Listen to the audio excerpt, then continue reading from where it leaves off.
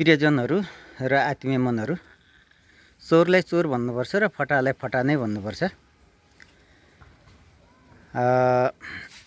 त्यो चोर अथवा त्यो फटा पदको हिसाबले सांसद, मन्त्री, राष्ट्रपति, प्रधानमन्त्री, राजा, महाराजा, सम्राट जे भए पनि त्यो चोर हो भने चोरलाई चोरै भन्नुपर्छ, फटालाई फटा भन्नुपर्छ।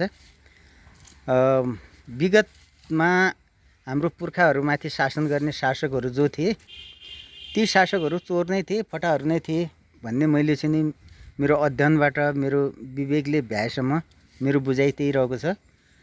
त्यो तथ्यहरू आधारमा र सत्यताको आधारमा पनि त्यही पुष्टि पनि भएको छ।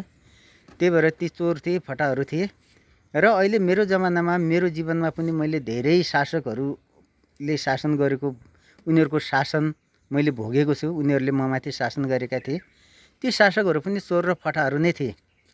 भ्रष्टाचार गर्ने, हैन, जनताको कर लुट्ने, त्यसमा मोजमस्ती गर्ने, जनतालाई दुःख दिने, अनि जनतालाई वायात कुरा बोल्ने, झुटा बोल्ने, हैन, यो गर्छु भन्ने त्यो नगर्ने, नहुने बोल्ने, ती फटा नै हुन् के, ती चोर नै हुन्। त्यही भएर चोर र फटाहरूलाई चोर र फटा नै भन्नुपर्छ। यिनीहरूलाई चाहिँ मान सम्मान गरिरहनु खासै जरुरी मैले चाहिँ देख्दैन। यदि कोही त्यस्तो मान सम्मान गर्न योग्य मान्छे यो नेपालमा कोही त्यस्तो आयो भने, जसले चाहिँ जनतालाई माया गरौँ, प्रेम गरौँ, देश र राष्ट्रको लागि महत्त्वपूर्ण योगदान पुर्यायो भने त्यो मान्छेलाई हामी सम्मान गर्नुपर्छ, गरौँला, हैन। त्यस्ता मान्छेको शालिग बनाउँला, मूर्ति बनाउँला, त्यसमा पूजा गरौँला सधैँ छ। तर यी चोर फटाहरूले आफू शासन सत्तामा पुगेपछि आफ्ना शालिगहरू, मूर्तिहरू, ठुल्ठुला मूर्ति शालिग बनाएर त्यसमा चाहिँ सर्वसाधारण जनतालाई पूजा गर्न लगाउने, माला हाल्न लगाउने, आफूलाई चाहिँ भगवानको रूपमा स्थापित गर्ने कोसिस गर्न सक्छन्। मेरो शाखा सन्तानहरू, मेरो आफन्तजनहरू, प्रियजनहरू र मेरा आत्मीय मनहरूलाई म अनुरोध गर्न चाहन्छु, चोर र फटालाई, जसले हामीमाथि अन्याय गरेको छ, जनतामाथि अन्याय गरेको छ, त्यस्ता फटाहरूलाई चाहिँ कुनै पनि हालतमा पूजा गर्ने, तिनीहरूको शालिगमा चाहिँ नि फुलमाला चढाउने गर्नु हुँदैन भन्ने मेरो भनाइ हो।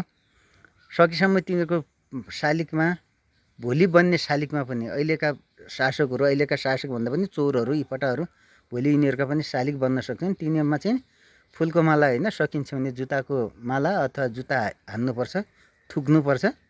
चोर र फटाहरूलाई चाहिँ सम्मान गर्नु हुँदैन भन्ने मेरो विचार हो।